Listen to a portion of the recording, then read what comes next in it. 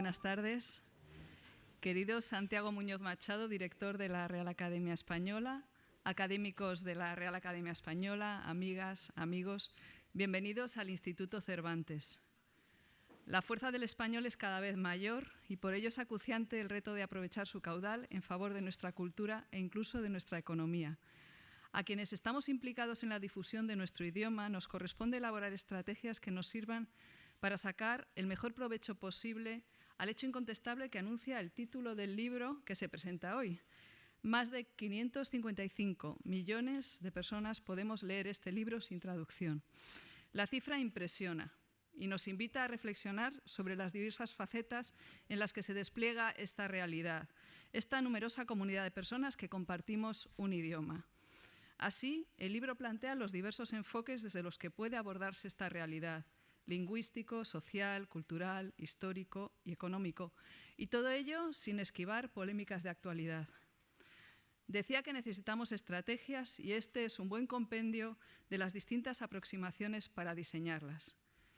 Tenemos con nosotros, para presentar este libro, a sus editores, los académicos Alex Grigelmo y José María Merino, a la directora de la editorial Taurus, Pilar Reyes, y al director de la Real Academia Española, Santiago Muñoz Machado. Y nada más por mi parte. Con mi enhorabuena por esta publicación que hoy se presenta, dejo la palabra a los ponentes dándoles de nuevo la bienvenida a nuestra casa, su casa. Muchas gracias.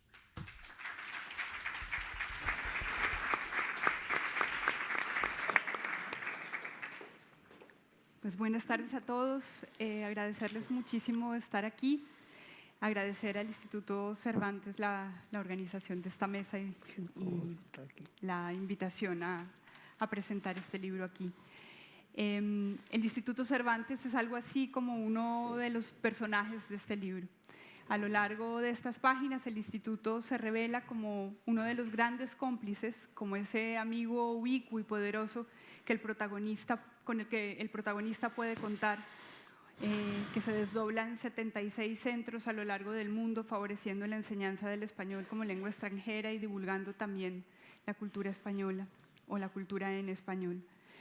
La geografía de esta lengua es protagonista de este libro, si seguimos en el mismo símil, impresiona. Es lengua oficial en 21 países, 8 siglos de historia y más de 555 millones de hablantes. Hay un dato curioso que tiene que ver también con el Cervantes. El título original de este libro era 555 millones, podemos leer este libro sin traducción. Tras las últimas estadísticas divulgadas por el Instituto Cervantes, el título se amplió a más de 555 millones, podemos leer este libro en traducción. Este libro aparece en el mismo mes en que se celebra en Córdoba, Argentina, el Congreso de la Lengua, y en ese sentido creo que recoge un espíritu de un mes en que la conversación sobre el idioma estará atravesando el Atlántico. Agradezco enormemente a Santiago Muñoz Machado estar aquí esta tarde con nosotros. Santiago es destacado jurista y académico y desde el pasado 10 de enero director de la Real Academia y presidente de ASALE, la Asociación de Academias de la Lengua Española. Es autor del Diccionario del Español Jurídico y del Diccionario Panhispánico del Español Jurídico.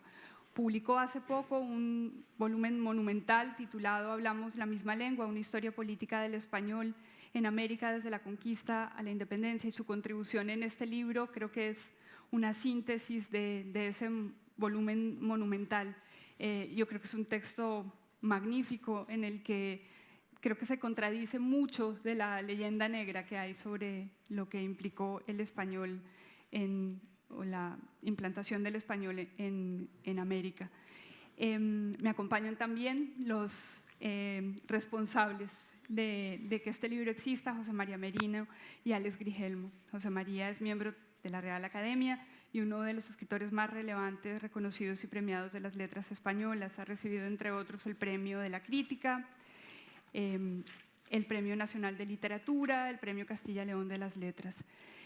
Su último libro publicado es La Musa Décima y además ha oficiado como editor, coordinador de este volumen y prologuista, con un texto precioso en el que habla sobre la sonoridad y la diversidad de la lengua. El otro corresponsable es Alex Grigelmo, que es miembro correspondiente de la Academia Colombiana, cosa que me honra muchísimo.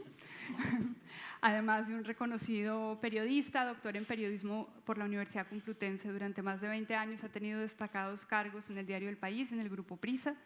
Durante su presidencia en la agencia EFE creó la Fundación del Español Urgente, Fundeu, y hoy es director de la Escuela de Periodismo UAM El País.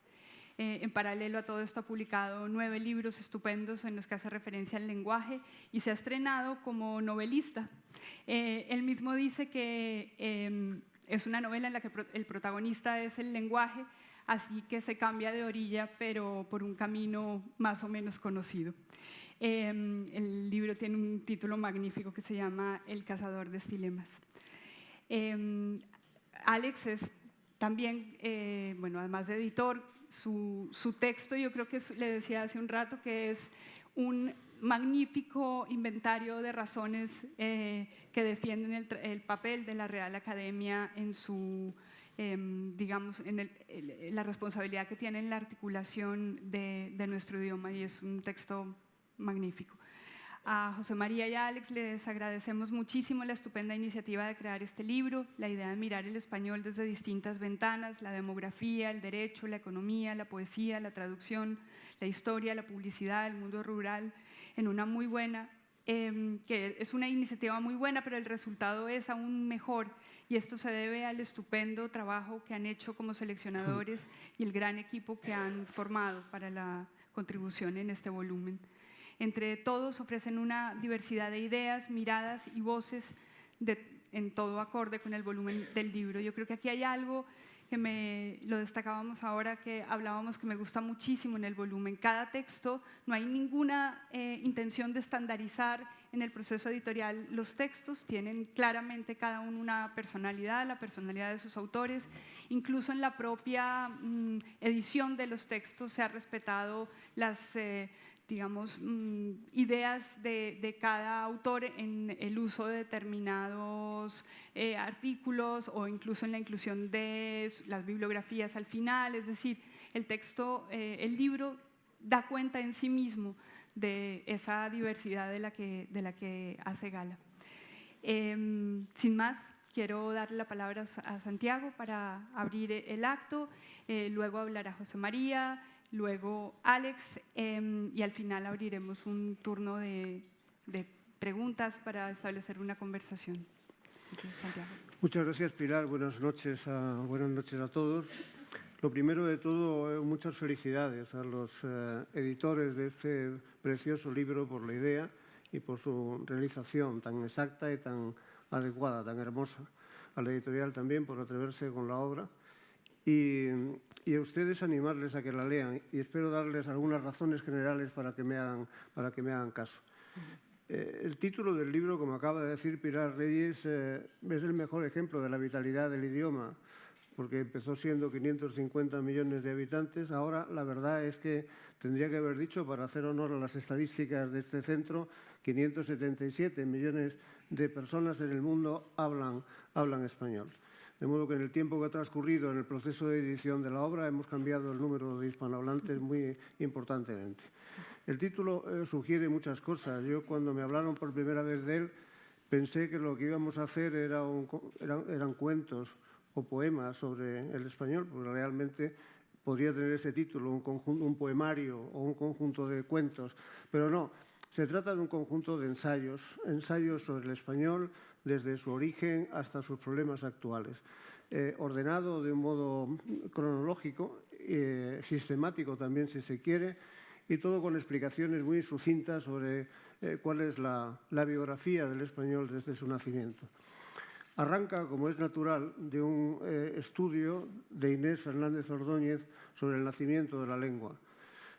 Toma como referencia lo que son los clásicos, es decir, los códigos en los que se vio por primera vez el español escrito, y explica la estupenda especialista qué ha de ocurrir para que se pueda tener un idioma por constituido, por nacido. La estandarización de la lengua, la normativización de la lengua, la generalización de esa normativa y la aceptación general hasta que se consolida efectivamente. El libro cuenta muy bien estas ideas, cómo se ha normativizado el español, cómo se ha expandido por el mundo y cuáles son los problemas que tiene en la actualidad para mantenerse como lengua única y no volver a dispersarse y permitir estandarizaciones de idiomas subordinados, de lenguas derivadas del español de este momento. Lo primero de todo fue consolidarlo. Lo segundo fue procurar unas normas que realmente no aparecen hasta que la academia se constituye, porque antes de ese tiempo las formas de hablar español eran distintas, su grado de estandarización pues no del todo consolidado y su normatividad muy escasa.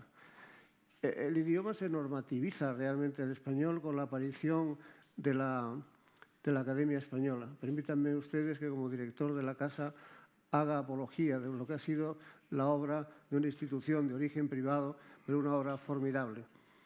En 1713, como saben, se constituye la Academia Española como una institución de base privada, constituido por un conjunto de hombres ilustres que no tienen más propósito que fijar el léxico, la gramática, la ortografía del idioma. Y hacen un trabajo realmente formidable, único para su tiempo, por el tiempo en el que se tarda en constituirlo, por el tiempo que se tarda en desarrollarlo y por la importancia técnica que tuvo aquel trabajo. Hacen en un tiempo récord el primer diccionario de la lengua, si se excluye el Covarrubias, que era una obra menor en relación con el diccionario de autoridades, aparecida casi un siglo antes. Hacen el diccionario en apenas el tiempo que va entre 1713, cuando la Academia se constituye, y 1739, cuando se termina el último de los 6 volúmenes que constituirían lo que hemos denominado el Diccionario de Autoridades, lo que es conocido como el Diccionario de Autoridades. Muy pocos años después, la Academia hace una ortografía que publica en 1741 y después una gramática que publica en 1771. Estas 3 piezas son las piezas esenciales de esa normativización que la Academia ha mantenido cuidadas, mejoradas, reeditadas a lo largo de los tiempos hasta llegar con el Diccionario de la Lengua a la 23ª edición que se publicó hace unos años y ya estamos trabajando en la 24ª que será completamente distinta. El primer periodo de tiempo de la Academia radica en la normativización, en el establecimiento no solo de un estándar de esa lengua, sino en la fijación de las reglas a las que habría de atenerse el buen castellano. Es curioso en la historia de la Academia, no sé si ustedes se lo habrán planteado, que todas las obras se consideran normativas. Es decir, que lo que dice la Academia vincula para alguien que quiera manejar bien la lengua. Es decir, que tiene potestades de decidir e imponer lo que resuelve o lo que dicta. Sin embargo, nada más lejos de la realidad si se examina su potestad desde un punto de vista jurídico. Nunca ninguna norma ha atribuido a la Academia este poder de regular. Ha derivado la fuerza vinculante de su regulación simplemente de su autoridad. Es la auctoritas de la Academia lo que hace que sus obras se tengan por normativas y todos las aceptemos como algo que hay que cumplir y que hay que aceptar. Bien, esta autoridad de la Academia se puso en juego, es el segundo periodo de su tiempo, que aparece reflejado en el libro en diferentes artículos que lo componen. Hubo un segundo momento en que esa autoridad se puso en juego con ocasión de las independencias americanas. Muchos países, siguiendo aquí, remedando lo que había ocurrido en Europa con las grandes revoluciones, que establecieron como primera norma propia de la nueva nación la lengua en la que habría que hablar, Francia como modelo, también Estados Unidos, pero Francia especialmente como modelo. Aquellas nuevas naciones republicanas se plantearon qué lengua tendrían que hablar, cuál sería la lengua de la nación. Muchas de ellas repudiaban, desde luego, el español y la doctrina de la Academia, de modo justo y razonable, porque realmente el español era la lengua del imperio, la lengua de la nación que las había tenido sometidas, la lengua de la metrópoli.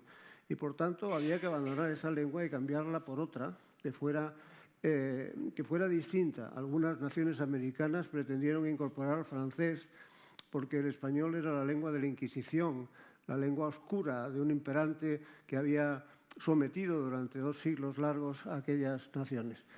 Pues bien, el resultado de esa pugna fue que poco tiempo duró en reconocerse de nuevo la autoritas de la Academia y la fuerza vinculante de todas sus obras, su carácter normativo de todas sus obras. Tardó un tiempo en el que los gramáticos y los grandes lingüistas de la zona pretendieron establecer sus propias diferencias léxicas, fonéticas y crear idiomas separados, incluso como distintos y derivados del español. Crear lenguas que, como ocurrió con las lenguas romances que se separaron del latín, también hubiera lenguas propias separadas del castellano sin perjuicio de reconocer ese fondo común. Aquello no se consiguió y la academia, precisamente la academia, no las instituciones del Estado, no las instituciones políticas, no los caprichos lingüísticos de unos y otros, sino la Real Academia Española fue aceptada en aquel universo nuevo de repúblicas independientes que consideraron que lo mejor que podía hacerse es seguir el español, el castellano castizo, el castellano que se había formalizado como lengua con las características que lo había hecho durante los años centrales de los siglos de oro. Este segundo periodo es enormemente fértil, pero insuficiente, porque durante toda esa aventura el español se desarrolló en América de formas distintas según cada nación y echaba de menos todas aquellas naciones nuevas que la Academia Española recogiera también sus formas de hablar, porque lo que cultivaba la Academia entonces era el español de Castilla, no el español de América, que es tan español como el español de Castilla, y no tenían acceso a sus diccionarios, los vocablos propios de América. De modo que empezaron a aparecer no solo gramáticas, sino también vocabularios, léxicos, diccionarios con el lenguaje propio de cada uno de los países de América. Paulatinamente la Academia empezó a aceptar para sus obras todas aquellas singularidades y empezó a formarse un idioma mucho más compacto, mucho más unido, mucho más integrado, en normas que aceptaban también todas estas peculiaridades americanas. El proceso de unificación, de trabajar en común en el idioma, empezó cuando la Academia Española aceptó designar académicos correspondientes procedentes de América, cosa que empezó a pasar a partir de 1860 y tantos. En 1861 es el primer reglamento, si no recuerdo mal, de la Academia que recoge la posibilidad de nombrar académicos correspondientes. Y más tarde, ese nombramiento de académicos correspondientes tuvo diversa fortuna. Hubo algunos exponentes de la peculiaridad lingüística americana que rechazaron los nombramientos, Gutiérrez, y otros que los aceptaron con toda normalidad, Bello, nada menos. Al final del siglo XIX empieza un nuevo periodo en el que los correspondientes no son solo los académicos, sino que empiezan a nacer las academias correspondientes a partir de 1871, que es el año de creación de la Academia Colombiana, la primera de ellas. Cambia por completo entonces la política lingüística común, el panhispanismo, que nace entonces no para hacer obras en común, pero sí para tener en cuenta todas las unidades, todas las particularidades lingüísticas de cada uno de aquellos países.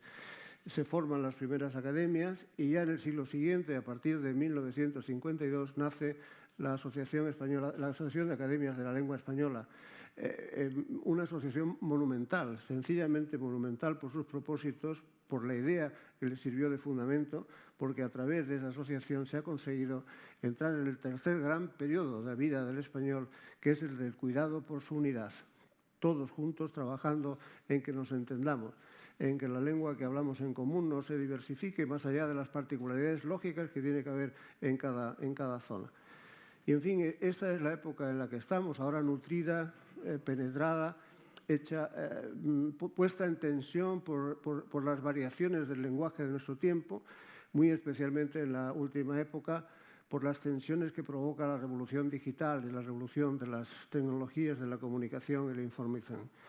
Bueno, esto que les cuento tan sucintamente, tan esquemáticamente, está contado preciosamente en el libro que presentamos, no quedándose tan lejos del final como lo hago yo ahora, sino añadiendo qué pasa con el lenguaje inclusivo femenino, qué es lo que ocurre con las críticas que se hacen a la Academia Española sobre si debía existir o no existir, si debía feminizarse o no feminizarse, que es un argumento de hoy mismo, o si, en fin, nos teníamos que jubilar mucho antes para dejar sitio a más gente que nos vaya sucediendo, etcétera, etcétera. Bueno, termino agradeciendo mucho a los autores que me hayan puesto junto a ellos, aunque sea autor de la obra también, pero en este acto de su presentación en público. Deseo todo el éxito que el libro se merece, porque todos los libros bien ideados, los libros bien escritos, los libros que son bonitos, de esos que da gusto tener entre las manos, son libros que se merecen el éxito que procuren. Mucha suerte, muchas gracias y ya está.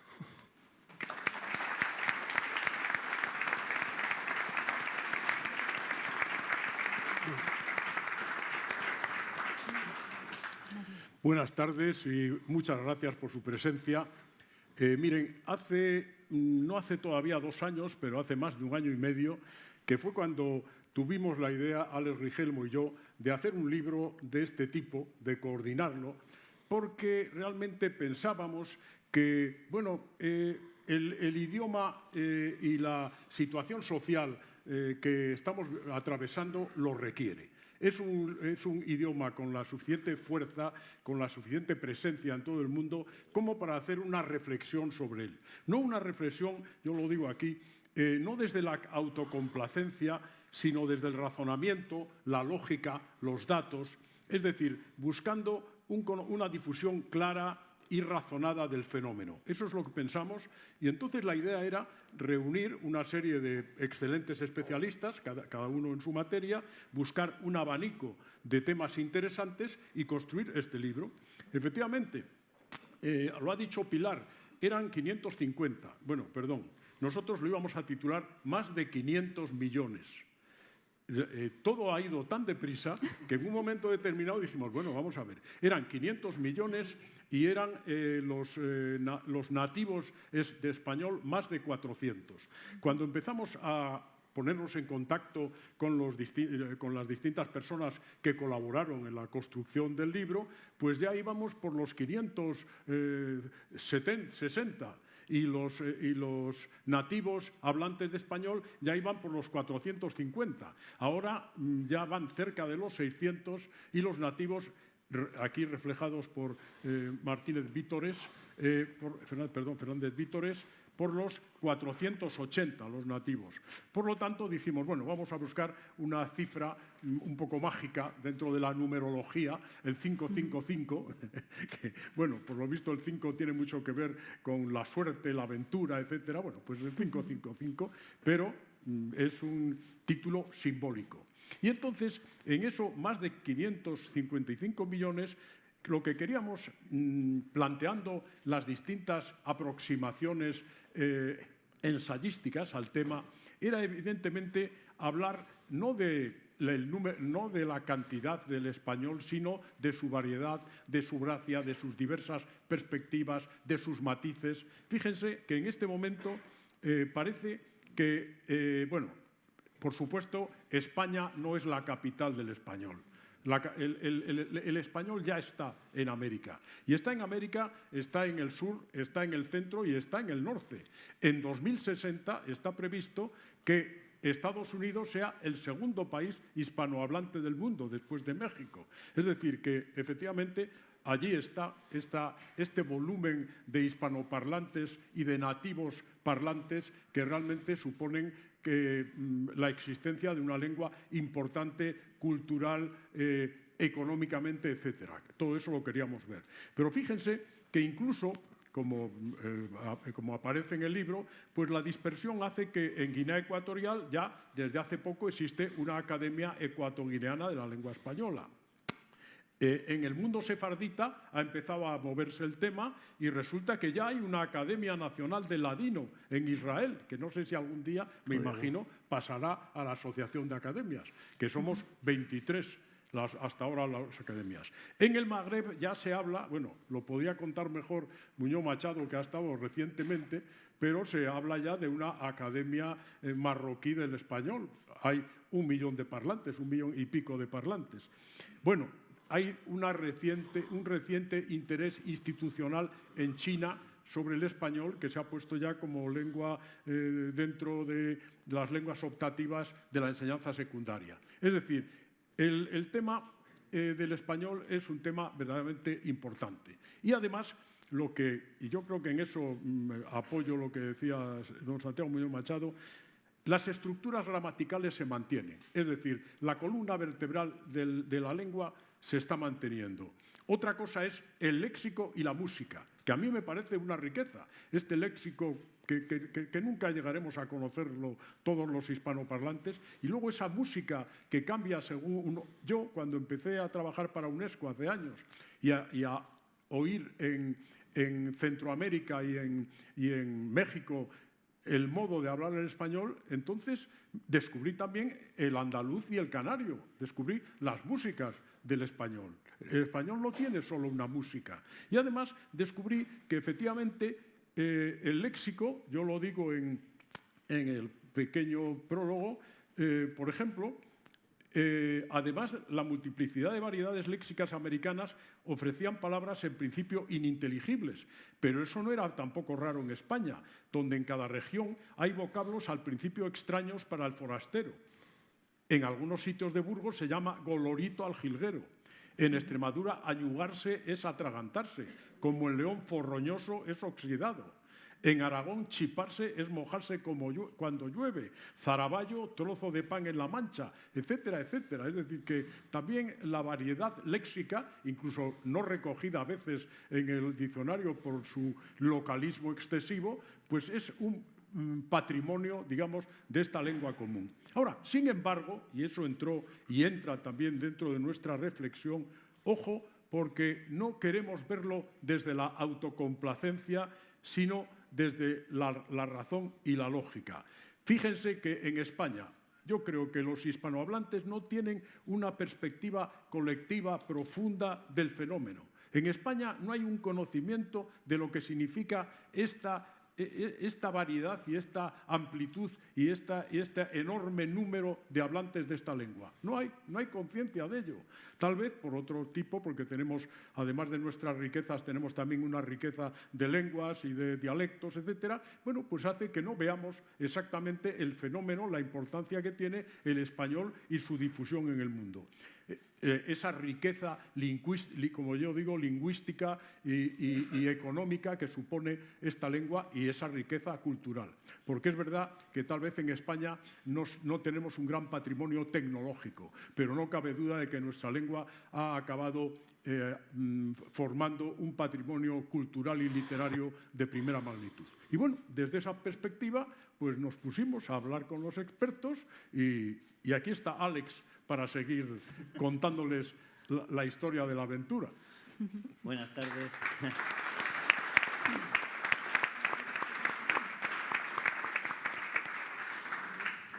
Voy a hacer una somera descripción de lo que contiene el libro para que así ustedes ahora al salir, cuando lo compren, sepan de qué va. Hay ejemplares para todos. Inés Fernández Ordóñez abre esta serie de capítulos escritos por expertos con el título 8 siglos de historia, y ahí señala, por ejemplo, que la conciencia diferencial de la lengua de la que hoy nos consideramos continuadores y practicantes, el castellano, no puede remontarse con seguridad más allá de 1250, son apenas nada más y nada menos que unos 8 siglos de historia. Y se refiere en esos orígenes a documentos como la famosa Nodicia de aquel cuidadoso despensero de monasterio que escribía a su manera, pero ella dice: estos testimonios, reflejo de algunos trazos de la oralidad, no son diferentes de las licencias que nos tomamos hoy cuando en un contexto informal, como el de los mensajes de WhatsApp, escribimos, por ejemplo, hasta aquí hemos llegado o agotadita me tienes. No por ello pensamos que estemos escribiendo en una lengua diferente. Santiago Muñoz Machado escribe bajo el título La lengua por derecho y analiza la influencia del derecho en la expansión de la lengua. Señala que ya Nebrija dudaba de que la implantación de la lengua del conquistador fuera a plantearse como una operación simple y automática o que se impusiera por la fuerza, Creía más bien que sería la consecuencia para los vencidos de tener que comprender y acatar las leyes que dictara su nuevo soberano, que estarían redactadas en la lengua del imperio. Y vemos ahí un dato fundamental al que hacemos poco caso. Cuando se consumaron las independencias, hablaban español en América alrededor de 3 millones de los 13 millones de habitantes de aquellas tierras. Es decir, después de las independencias es cuando crece realmente el idioma español en América. David Fernández Vítores escribe sobre el idioma español y cómo crece y se multiplica. Y su texto contiene datos muy interesantes sobre el idioma, los 577 millones de personas que lo hablan actualmente, ya sea como lengua nativa, segunda lengua o lengua extranjera. Y somos el 7,6% de la población mundial los que podemos comunicarnos en español según datos del Instituto Cervantes. En la clasificación de las lenguas por número de hablantes nativos, el español ocupa la segunda posición después del chino mandarín, pero obviamente con una extensión geográfica muy diferente. El académico Salvador Gutiérrez Ordóñez habla sobre la ortografía y señala que la aplicación de las reformas ortográficas encuentra dificultades en su aplicación, por ejemplo, las siguientes: la inercia y el conservadurismo. La ortografía es un código que aprendemos con sangre, sudor y lágrimas a lo largo de la infancia y la juventud, y de ahí que cualquier intento de modificación provoque una reacción conservadora. La necesaria unidad. Hay un gran desajuste, incluso una gran contradicción ortográfica. Es preferible un mínimo cisma, un gran desajuste, incluso una gran contradicción ortográfica es preferible a un mínimo cisma. En eso estamos todos de acuerdo allá y acá. Y la ruptura con la tradición escrita. Las reformas chocan con la escritura anterior, la del pasado próximo y la del lejano. Las obras literarias han de ser leídas en formas distintas a las que utilizaron los autores. No obstante, señala Salvador, existe el consenso de que la uniformidad en la escritura es un valor prioritario. En una lengua pueden existir variaciones que afectan a la pronunciación, a la morfología, a la sintaxis y al léxico, pero no a la escritura. Jesús Sánchez Lobato nos ofrece también algunos aspectos interesantes sobre esa lengua española que busca el sobresaliente.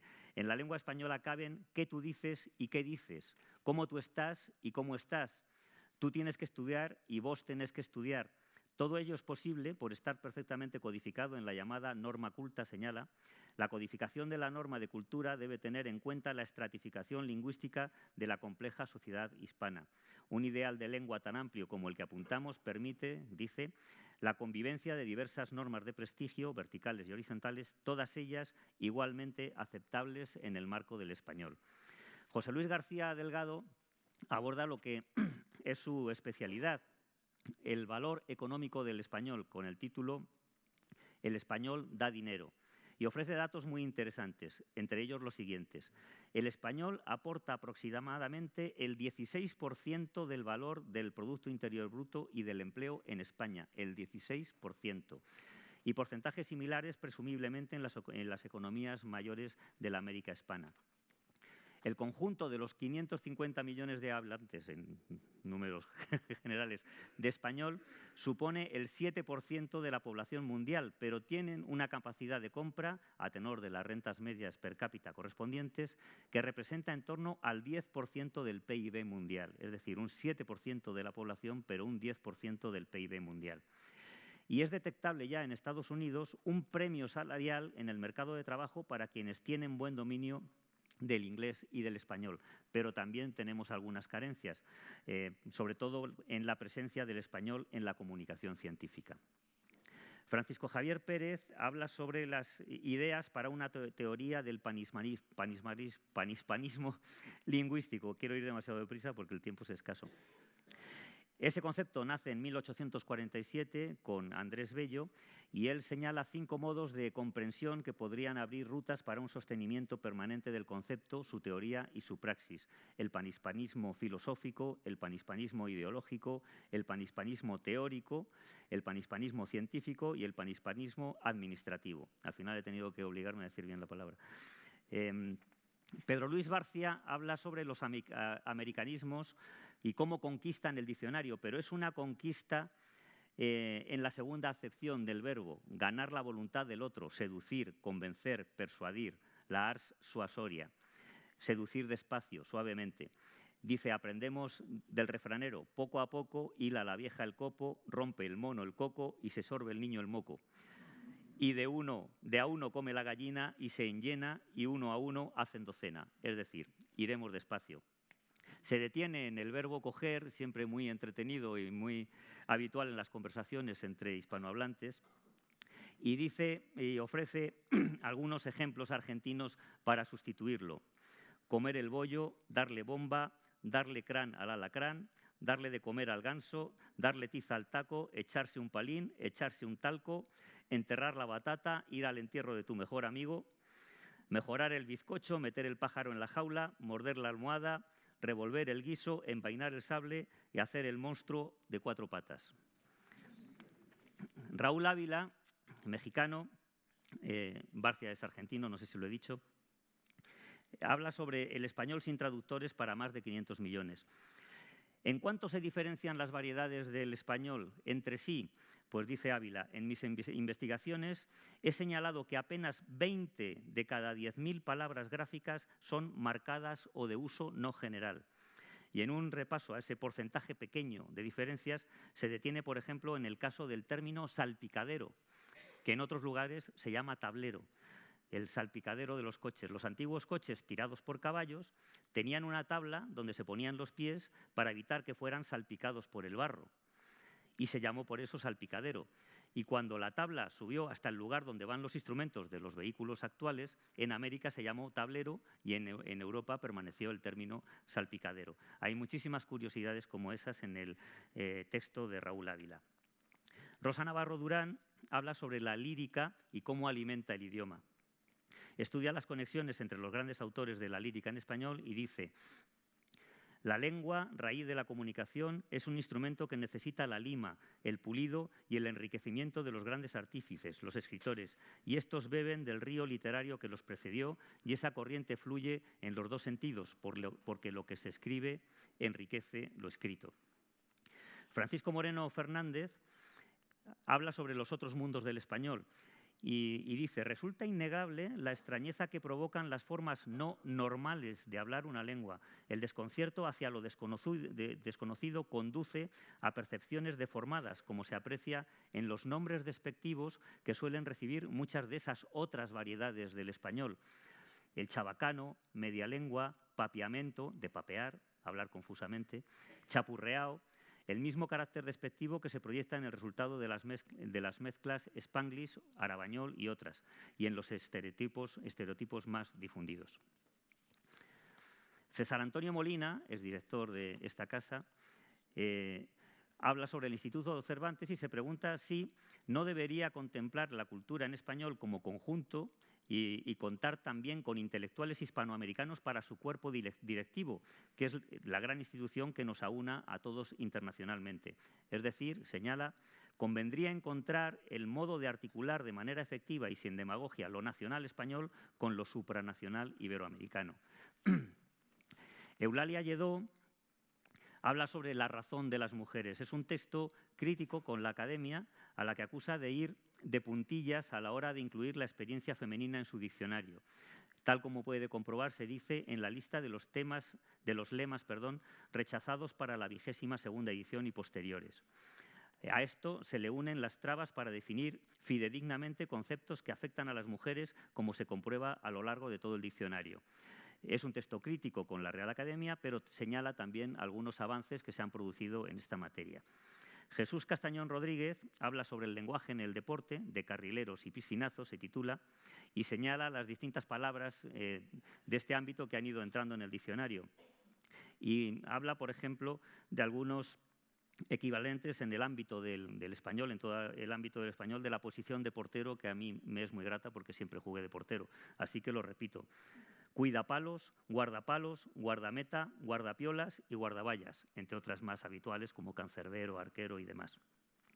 Pilar García Moutón habla sobre las palabras que se cultivan en el campo y cómo se están perdiendo, cómo estamos olvidando términos como coyunda, sobeo, relativos al yugo y a las tareas, los trabajos del campo, coyunda, sobeo, barzón, cotillas, collera, frontil, almohadilla. El tractor y las grandes máquinas acabaron con el arado y el durísimo trabajo de cosechar a mano, y también con algunas voces como mies, segar, haz, guadaña, zoqueta, manojo, gavilla, haz, tresnal, almiar, rastrojo, acina, parva, bieldo, horca, trillo, trillar, aventar, criba, cribar.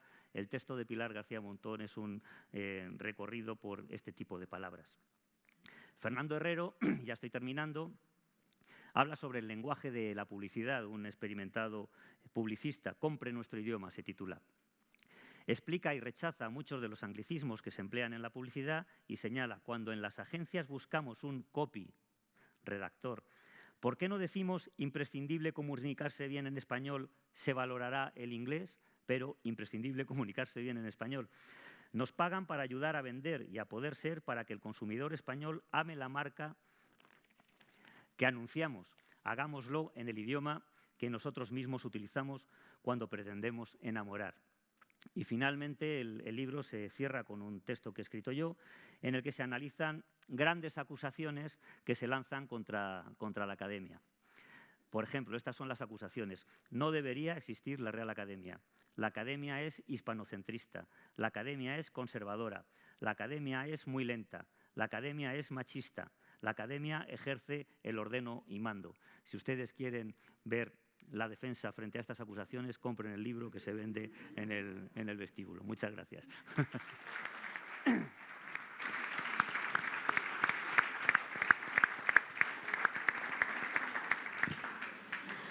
Hay una pregunta absolutamente obligada antes de abrir el panel.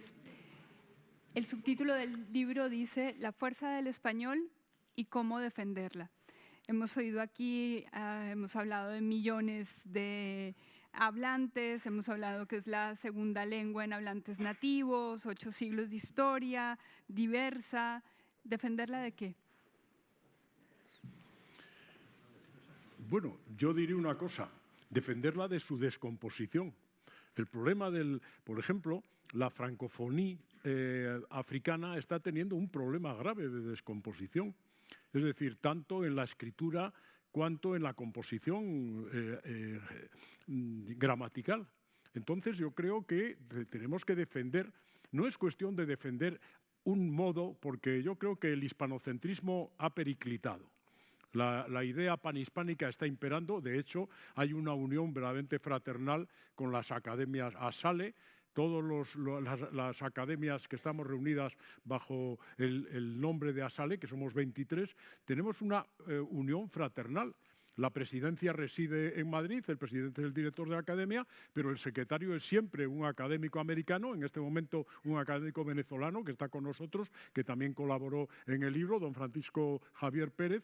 Y yo creo que hay una unión sólida entre las academias. Es más, me parece que ya son, cuando hay 3 vocablos dichos en 3 países, se incorporan al diccionario. Es decir, ya está funcionando y además las modificaciones se consultan. ¿Cómo defenderla? Pues no perdiendo esta cohesión, manteniendo esta profunda cohesión institucional, porque yo creo que si la academia tiene no sé si la academia tiene un sentido. Yo creo que sí, indudablemente lo tuvo para el español, pero en este momento para el español de España, pero en este momento para el español del mundo, esta cohesión, esta unión fraternal con las academias es importantísimo, es lo que puede defender el idioma de su descomposición. ¿Cómo defenderla, Pilar? Diría yo, si me permiten aquí los editores y autores, ¿cómo defenderla de la ignorancia? Yo creo que el peor peligro que tiene nuestro idioma es la desconsideración de algunas clases políticas. La necesidad que tiene el director de la academia y los académicos españoles y extranjeros de contarle a la gente una vez más que tenemos una riqueza de valor descomunal, inapreciable, que consiste en que hay 577 millones de personas en el mundo que hablamos lo mismo. Y esto, aunque es una obviedad, contado así, dicho así, es una obviedad, pues se olvida. No está en los programas políticos, hay que recordarlo continuamente, hay que pedir asistencia, porque esa fortaleza necesita de instituciones que no se pueden menospreciar, como está ocurriendo estos mismos días, Y realmente, si todo el mundo banaliza la importancia de la comunidad de hispanohablantes, si no nos dota de medios, si no se preocupan para nada la clase política de lo que la academia significa, pues está agrediendo al idioma de una manera indirecta y no protegiéndolo como se necesita. Hay algunos estados europeos que invierten en sus idiomas cantidades enormes de dinero para protegerlos y para hacerlos que se expandan, ¿no? Bueno, hay muchas maneras de agredir una lengua consolidada. Una, la de no procurar que sus instituciones sean fuertes. Eso digo. Inés Fernández Moreno habla, su artículo es formidable, en este paneo histórico, dice que la identidad lingüística diferenciada es como la condición sine qua non para la formación de una lengua. Yo me pregunto, y esta pregunta te la hago a ti, Alex, porque creo que lo has estudiado mucho, si hay una conciencia lingüística en el español de lo que implica la tecnología y todo, digamos, cuánto ha permeado en términos de vocabulario el idioma, y eso qué implicaciones tiene. Bueno, más que la tecnología, la comunicación, ¿no? Cómo las palabras van y vienen continuamente y ahora cada vez utilizamos más palabras que llegan de América. Se me ocurre cancha, por ejemplo, o canchero en el terreno deportivo, pero también culebrón o incluso chévere, ¿no? Y cómo los productos, las películas, el cine que llega de América, las teleseries que se ven, y ahora quizá menos, pero en unas épocas muchísimo en España, han traído muchísimo vocabulario. O sea que más que las tecnologías, la comunicación, el poder consultar por internet, ahora los periódicos de allá, los de acá, poder ver programas de televisión por satélite, yo creo que eso ha favorecido mucho el intercambio de palabras y el conocimiento de las demás variedades del español. Siempre hemos tenido un conocimiento pasivo muy amplio, es decir, hay muchas palabras que un español pues no diría, no diríamos pileta, pero si un argentino nos dice que va a darse un baño en la pileta, entendemos perfectamente a qué se refiere, o no diríamos esto me parece muy lindo, diríamos me parece muy bonito, pero si alguien dice lindo también en España, obviamente se usa la palabra, pero no tan habitualmente. El conocimiento pasivo del idioma español yo creo que va creciendo gracias a esos intercambios por la comunicación y por el cine y la televisión. Y yo lo decía también en términos de, digamos, la cantidad de anglicismos que permean la lengua, en todo el lenguaje que la tecnología y el mundo digital ha implicado, ¿no? ¿Qué tiene que hacer la lengua ante eso?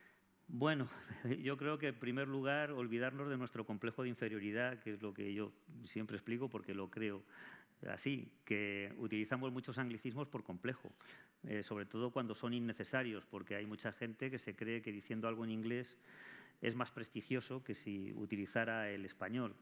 Y eso es porque, como consecuencia de ello, consideran inferior nuestra cultura. Y a mí eso me parece muy malo, porque si tú te consideras superior a otro, no por eso eres superior a otro.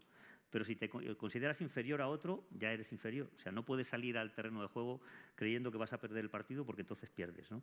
Y ese complejo que hay, que se extiende tanto entre los hispanos, es lo que hace que se utilicen tantos términos en inglés, porque creemos que así salimos de nuestra cultura y nos ponemos en un escalón superior, ¿no? Entonces, enlazando con la primera pregunta, la amenaza del español somos nosotros mismos y nuestros complejos. Es mi opinión y entiendo que pueda ser discutible, ¿no? Pero tengo la sensación de que eso lo que, de hecho, asociamos muchas veces lo que decimos en inglés con lo que es más caro. En la publicidad se anuncian con términos en inglés los productos caros y los automóviles y la tecnología, pero los detergentes se anuncian en español, ¿no? No hay que olvidar que, por ejemplo, cuando realmente no existe una palabra en español que signifique lo que esa nueva tecnología aporta, pues hay que asumirla. Tren, raíl, qué sé yo, hay muchas palabras que hemos asumido de las tecnologías extranjeras y se han familiarizado e instalado en el idioma. Lo que es absurdo es es utilizar una palabra inglesa sustituyendo una palabra española, porque además esa sustitución barre la palabra y todos sus sinónimos. Eso es verdaderamente devastador. Pero asumir una palabra nueva que no existe, una denominación de algo que no existía y asumir esa denominación, a mí me parece razonable. Es más, por ahí me parece que he visto, está Juan Pedro Aparicio que lo sabe, pincho o tapa o chorizo en algunos sitios. Quiero decir que hay palabras españolas que también pasan al lenguaje ordinario de una manera peculiar, porque bueno, pues esa tapa no existía como elemento, digamos, de la comunicación cotidiana, ¿no? Yo creo que va a haber, que está habiendo ya y va a haber en el inmediato futuro un riesgo mayor para el español que los neologismos anglosajones. Porque este ha sido un problema de toda la vida y como dice José María Merino, los hemos ido incorporando, mal o bien, y nos resulta difícil sustituirlos porque quien crea cosas se inventa las palabras para designarlas y es el caso, los creadores no somos nosotros, no es nuestra industria habitualmente y cada uno viene con la palabra puesta que es difícil de sustituir. Pero probablemente ahora, en un inmediato futuro, tendremos un riesgo mayor del español que es su diversificación en el mundo de las máquinas. Estamos hablando toda la tarde de que somos 570 millones de hispanohablantes, pero nos olvidamos cuando hablamos de esto que estamos hablando de humanos. Las máquinas que hablan español son cada día más. Hay 7.000 millones de máquinas que hablan español y dentro de poco va a haber 100.000 millones.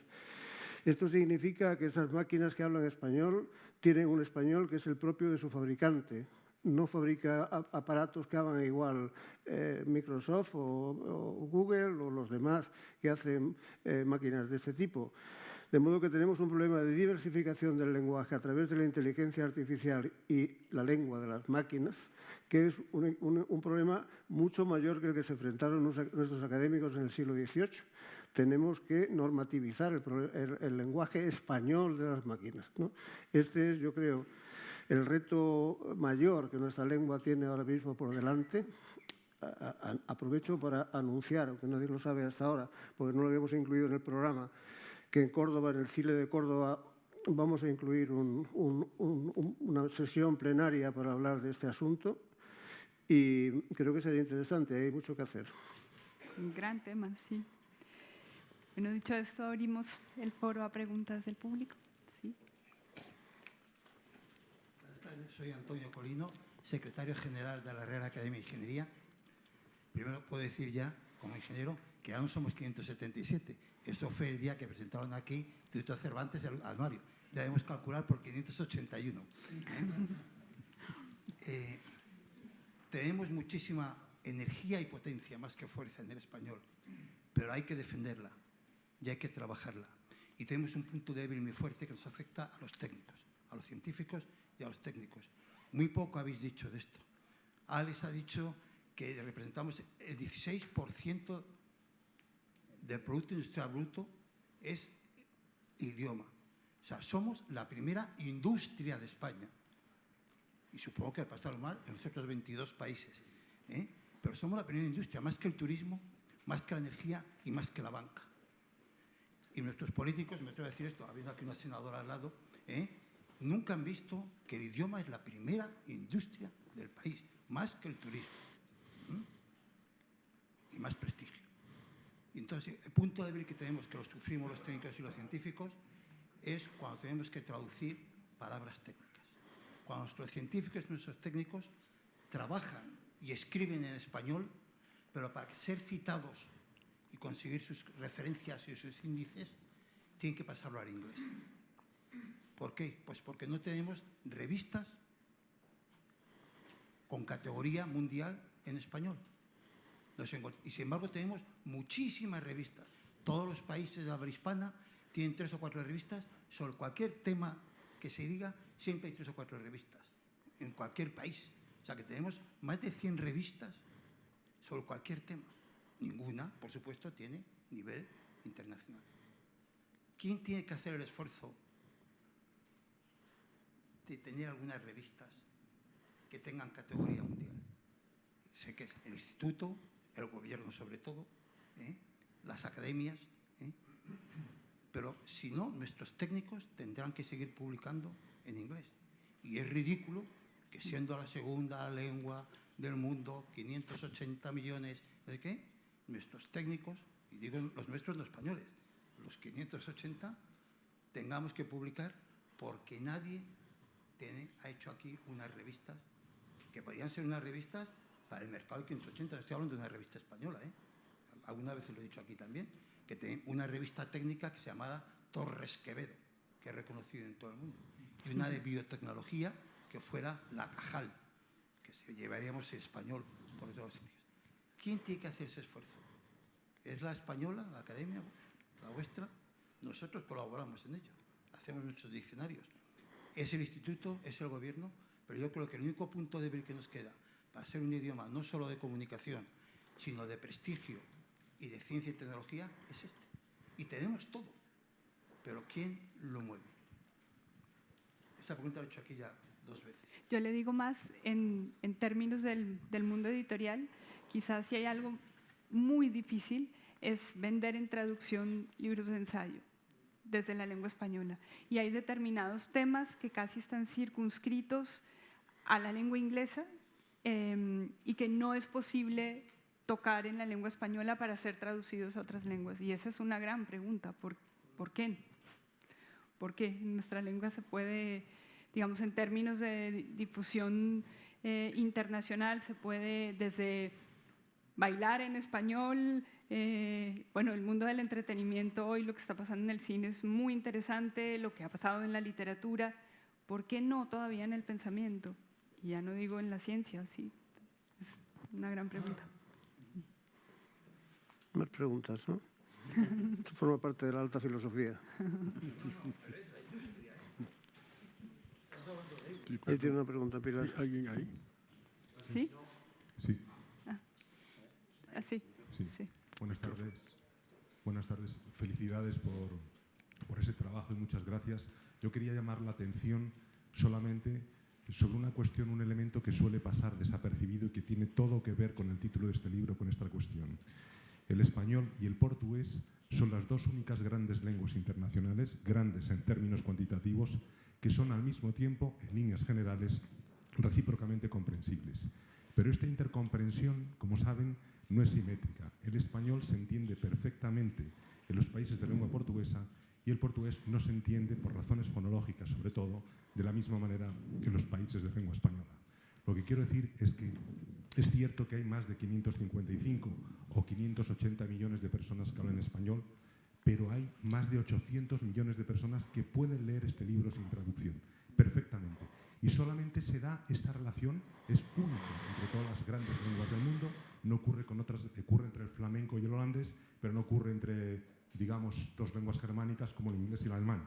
Y solamente ocurre entre el español y el portugués, lo que le da una proyección estratégica absolutamente extraordinaria al español, ahora que se va a hablar del español como lengua universal en el CILE de Córdoba, y que lo amplía casi un 40% en cuanto a su proyección estratégica y a su peso en el mundo, con una proyección hacia África sobre todo.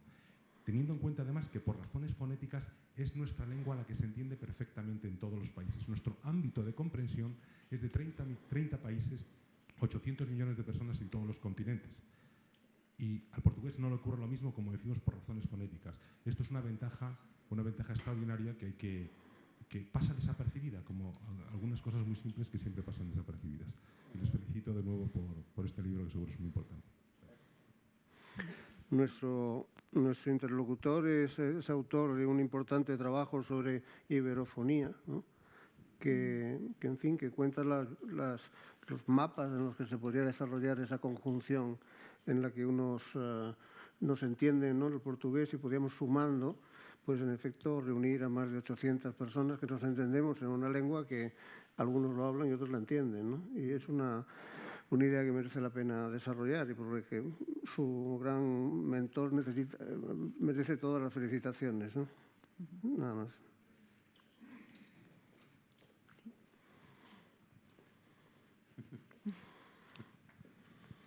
buenas tardes. Gracias por una presentación que ha sido tremendamente agradable e instructiva.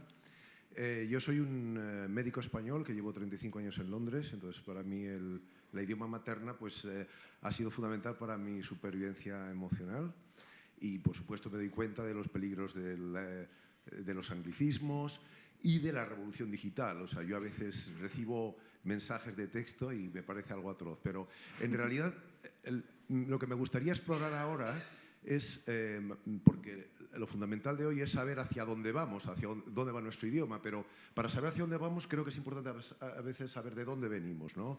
Entonces, ustedes han hablado del nacimiento como hacia finales del siglo XIII, y yo digo, un momento, cuando yo veo a un bebé nacer, digo, aquí ha tenido que ocurrir algo por lo menos hace 9 meses, algo ha pasado, ¿no? Entonces, me gustaría que hablasen un poco, más que del nacimiento, de la concepción, digamos, ¿no? De ese entrecruzamiento, ¿verdad?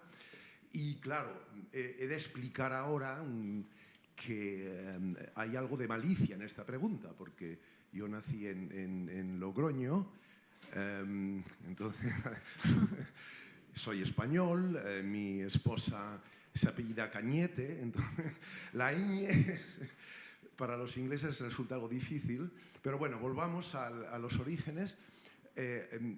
Yo creo que en el siglo X ya había los códices emilianenses, entonces, ¿qué ocurrió desde la concepción al nacimiento?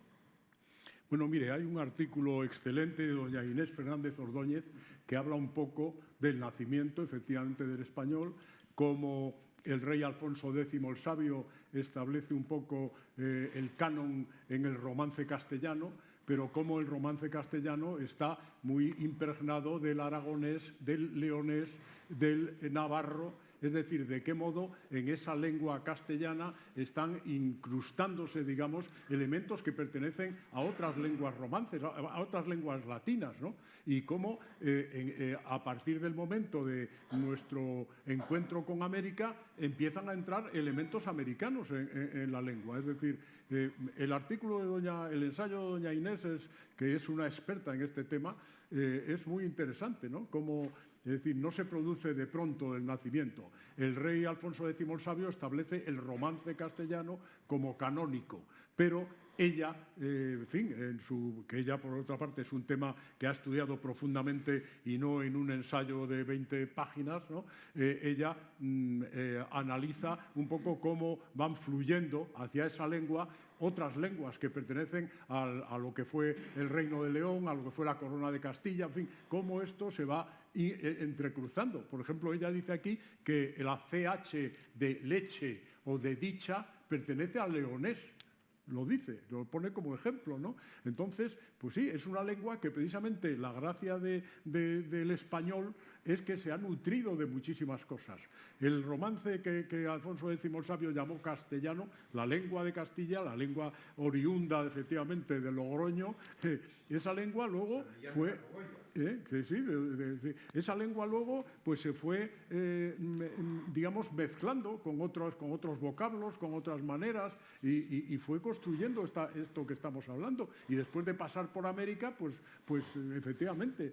Por eso hoy a mí me hace gracia cuando dicen ¿dónde se habla el mejor español? Oiga, pues a mí me han hablado un español maravilloso. Colombia. Y una vez lo conté en cualquier sitio de América, una anciana una vez, en los canales del Tortuguero, en un bohío, hablando la R como lo hablan en Costa Rica, que hacen una R así, me habló un español que yo decía, pero esta señora me está hablando como un personaje del siglo de oro, con una riqueza, con una variedad. Fíjate que a mí me ocurrió en Londres que conocí a mi esposa, que es de Paraguay, de Paraguay, y que en vez de decirme de tú, me decía de vos. Yo es que claro, me rendí al instante. Claro, claro. El voseo, que también es costarricense y argentino, ¿no? O sea, la gracia del español es precisamente, tenemos una idea a veces monolítica, pero es una lengua que se ha ido mezclando con muchas lenguas. Y hay lenguas que no quedaron dialectos porque no tuvieron escritura. Al gallego le ayudaron mucho las cantigas. O sea, Alfonso X el Sabio de alguna manera empezó a fijar y a materializar el gallego. Pero las lenguas que había, que quedan ahora dialectos aragoneses, dialectos el asturleonés, todo eso no se fijó por escrito, bien. Pero esto que llamamos el español, pues en cierto modo fue incorporando muchísimos elementos, ¿no? Y no es una lengua... Una pregunta más Sí. y cerramos. Sí, Ay, por favor. perdón. Yo lo he visto, es verdad. Sí, tiene Certifico razón. Bueno, que lo he dos visto. preguntas, está bien. Este señor ha pedido la palabra. Perdone. Pues dos palabras. Bien, buenas tardes, muchas gracias. Me encanta el subtítulo de la fuerza del español y cómo defenderla.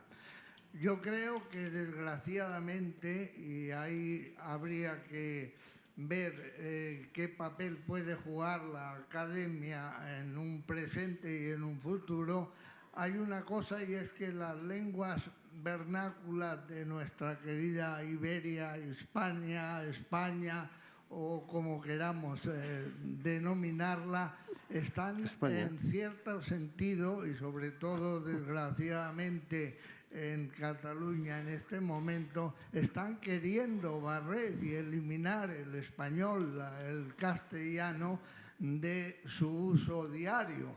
Estamos ahí en Baleares, por ejemplo, que el gobierno balear actual está pretendiendo eliminar totalmente el castellano en la enseñanza, no digamos en Cataluña, etcétera. Y me parece una absoluta catetería o catetez, como queramos llamarlo, esto, porque el dar prioridad a una lengua que hablamos 570 o 580 millones de personas, darle prioridad a una lengua como el catalán, que lo hablo perfectamente y que ya no quiero hablarlo, que hablan 7 millones, pues no me parece lógico, me parece una cosa de catetos y gente de pueblo, de la aldea más recóndita. Por otro lado, bueno, puedo hacer un pequeño chiste de cuando llegó el señor Pujol a China y dice, ya son 7 millones. Y dice, ¿y en qué hotel se alojan ustedes? De alguna manera esto es importante. Luego la influencia del inglés. Bueno, el inglés es una lengua que yo adoro y que creo que domino. Y que sin embargo la gente que aprende inglés no sabe en su inmensa mayoría que el 40% del vocabulario del inglés es de origen latino. Nosotros podemos decir en inglés we are beginning the lesson, pero también podemos decir we are commencing the lesson. Podemos decir I don't understand you, podemos decir I don't comprehend you. Está muy claro que el origen de estos y de otros muchos miles de vocablos ingleses vienen del latín, y no digamos el vocabulario técnico, en que, por ejemplo, todo proviene del griego y del latín. Lo que pasa es que lo adaptan a su fonética personal. Bien, no quiero extenderme mucho, pero los antibióticos en inglés son antibiotics. Gracias. Tenemos dos. Aquel señor que lleva tiempo pidiendo hablar y una señora allá al fondo. Es Marina, me parece. Marina. Esto se responde muy rápido. Boadella, el gran escritor catalán, decía yo no escribo para 2 millones de catalanoparlantes. Ahora, por lo que se ha hecho en la primera intervención, había que decir escribo para 581 millones de hispanohablantes. Lo del apellido Cañete es un apellido sefardita y la prueba es que el palacio donde está la casa sefardí se llama Cañete, pero el premio Nobel Cañete no pudo ser premio Nobel Cañete, tuvo que ser Canetti, porque no existe la ñ, ¿no? Es de origen sefardita. Y yo he estado en congresos como frigiliano y normalmente entienden perfectamente lo que hablamos los portugueses, también los italianos. Nosotros entendemos a los italianos más o menos bien. Pero yo ahora, por ejemplo, he releído el libro del que muchos consideramos que es el mejor escritor de la República y de la Guerra Civil, que es Manuel Chávez Nogales. Y él, porque voy a dar una conferencia sobre Eduardo Dato en el Ateneo, y va a entrevistar a uno de los asesinos de Eduardo Dato en Rusia. Y se sorprende y dice, y escribe textualmente, habla con muchos hispanoamericanismos. Se ve que está con muchos hispanoamericanos. Eso lo podemos leer en Eduardo Ortega Gasset, que fue fiscal de la Segunda República y gobernador civil de Madrid, por supuesto, con los dos hermanos Ortega Gasset, lo podemos ver con José Gaos, que fue decano de la Facultad de Filosofía y Letras. Siempre dicen hispanoamericanismos, Hispanoamérica, hispano. Entonces, yo lo he dicho aquí y me he peleado con mi buen amigo Bonet, Correa, que está casado con una francesa. Es una pena que se haya impuesto por orden de un señor tan ignorante como Zapatero en Televisión Española y en Radio Nacional la expresión, a mi modo de ver, profundamente desafortunada e insultante de Latinoamérica. Porque el que la inventó, un francés que se llama Michel Chevalier, para justificar la invasión de México, dijo: la mezcla de españoles con indígenas ha hecho una raza inferior. Nosotros vamos a hacer una raza superior. O sea, un insulto a los indígenas, sobre todo, los hispanoamericanos y a los españoles. Y luego ocurrió que la raza superior, esa latina que ellos iban a crear, fue llevar a Maximiliano de Austria, que era un emperador austriaco, llevar a la legión extranjera francesa, formada por prusianos, croatas, serbos, húngaros, etc., y a los pobrecitos soldados bereberes, azuagos, argelinos, que los dejó allí. De eso vino. Y entonces yo tengo muchos amigos muy cultos, catedráticos mexicanos, que consideran un insulto que se les llame latinoamericanos. Ellos dicen que son hispanoamericanos. También es verdad que hay una minoría del bajo pueblo que repite eso, y se ha repetido, y se ha repetido, y mucha gente, cuando yo les explico que esto lo dijo Michel Chevalier para ofender a todos los indígenas americanos y Benito Juárez les derrotó, pues les sorprende, porque esto es profundamente desconocido. Y creo que es un tema que no debemos de olvidar y que, por favor, los locutores inteligentes de Televisión Española y de Radio Nacional pues se documenten un poco, porque los mayores tienen mucho cuidado con esto, pero los jóvenes no. Se lo diremos. Se lo diremos a los locutores de Televisión Española. Realmente el pobre presidente Zapatero tiene casi culpa de casi todas las cosas que han ocurrido últimamente. Pero esta no, esta imputación a Zapatero de haber inventado la palabra latinoamericano no me parece justa, ¿no? Me parece injusto. Perdón. A ver, perdón. Vamos a dar opción de una última pregunta. Una pregunta, no un currículum. Porque al final habría que preguntar, ¿y la pregunta cuál es? Que lo he notado. Pinceladas, no voy a decir. Nos ha citado aquí un tema muy importante que es Brasil. Hace años que se hizo en Brasil obligatorio como segunda lengua el español. Vamos a dejarnos de castellano, que todos sabemos cómo nació en la palabra castellano en la Constitución de 1978. Dicho esto, a mí lo que me preocupa es sobre todo en la multidisciplinar en la enseñanza, que un toque de atención a los ministerios correspondientes para evitar que los niños que ya manejan el móvil se comuniquen entre ellos utilizando un español ridículo que parece telegráfico, y los emoticonos y una serie de cosas que al final no saben ni redactar, ni ortografía, ni hablar para nada, ni siquiera expresarse en el propio colegio. Muchas gracias. Esta mesa se puede llamar, parafraseándote, una defensa apasionada del idioma español. Muchas gracias y hasta una próxima. Por favor. Ay.